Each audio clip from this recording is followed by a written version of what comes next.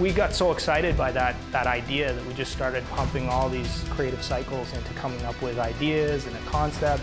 And eventually we just put a pitch together and went down and pitched the execs. It was actually shockingly like the final product.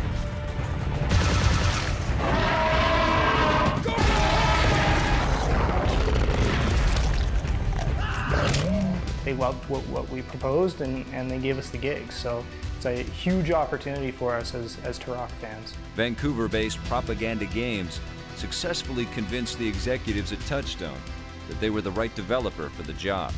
I mean, it started with very much looking at it almost as if it was a movie script at first and saying, here are the characters and here's what's important to them and here's what the motivation is and how are they going to develop as they confront these different issues. We've only got 30 minutes till we touch down, so I'm only going to say this once.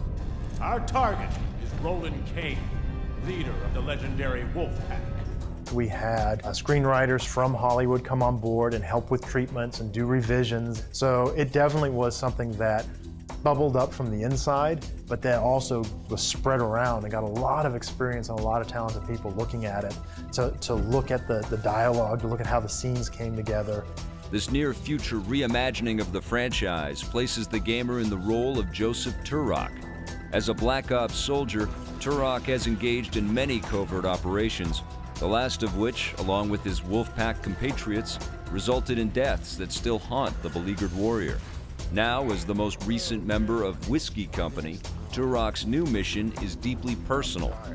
He and his squad look to apprehend Wolfpack's fallen leader. Hey, who's he?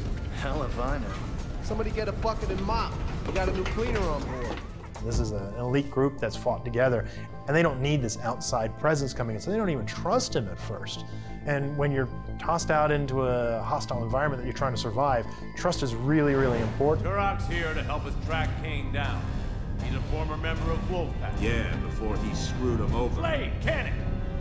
He can't be trusted. It's a really compelling kind of premise and something that we could then build the entire experience around, you know, building out other characters to really flesh out the storyline, building out weapons and creatures to really make it a compelling gameplay experience. This futuristic, action-packed scenario lent itself perfectly to the kind of game the team at Propaganda wanted to develop, immersing the gamer into another world where they lived and breathed the same air as their character was paramount. That was so important to us, that this be a story that you get to live, that is not just a bunch of isolated plot points and a bunch of combat in between. You know, these aren't just guys that are on a mission trying to achieve one thing. These are individuals that are reacting in different ways and sometimes being confronted by terrifying things that makes them lose their cool. Crap. A great story does not necessarily make for a great game, especially when it comes to an action title like Turok. The developer had to take into account the interactive elements that will keep players involved and on the edge of their seats. Just in general, gameplay has to be foremost in all your decision making, and story basically takes its lead from gameplay and supports that. As a result, gameplay and story elements often needed to be modified in order to keep a balance between the story narrative and the interactive nature of gameplay.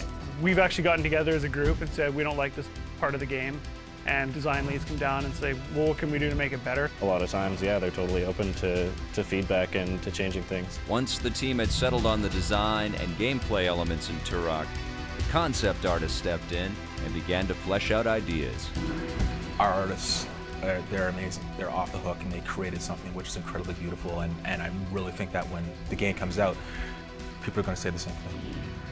You know, you're throwing ideas at the wall and seeing what sticks, so you get like the most amount of coverage. You get to do tons of different things all the time. Yeah, I would say offhand, I'd probably made around 300 to 350 paintings. The artists at Propaganda didn't work alone, however. Artists worked alongside designers or producers to better understand what elements the team needed. A producer will come up to you with a brief, a creative brief for, you know, say a vehicle or a character or something like that. You would, you know, then concept out some ideas and then present it back to a group and sort of try and sell your ideas to that group. What ends up in the final product and what makes it so great is a collaboration between all of the people that are involved. Every conceivable detail began as a drawing of some sort. Whether it was a thumbnail sketch of a piece of equipment, a colorful painting of a landscape, or a detailed schematic of a weapon. It fell on the shoulders of the guys in this room. It was here that the team honed the visual and atmospheric style of the game. So what we wanted to do was take our jungles and make them scary. So we took a lot of inspiration from artists like Frank Frazetta, try and get that very swampy, misty, damp feel to the jungles, and try and make them very claustrophobic. We wanted to make sure that our environments really gave the AI a chance to shine. Like much of the development process, collaborative efforts figured prominently with the concept artists and their work. You know, say you concept a bunker or whatever, then they'll add their little touch and another person will add their little touch, and eventually it becomes like this great amalgamation of like all these creative minds come together. We take that story point and we talk with the concept artists about what it is we're trying to look for with mood, working with like the artists. They'll paint like a really cool inspirational piece, and then all of us level design are like, yeah, I can totally see that, you know, and then we sort of meet and iterate again, and we just sort of use that as a guideline. At Propaganda, we make a point of making sure that, you know, we work cross-discipline. So we have our sprint groups who are working together to get features in the game. So we'll have programmers, designers, you know, an artist and an animator all in the same group. Through it all, the team at Propaganda Games worked together on every aspect to ensure an end result that everyone was happy with and that everyone had a stake in. Stay tuned for more as we'll examine the lifeblood of the game, Turok's remarkable artificial intelligence, and meet the stars of the show, the dinosaurs.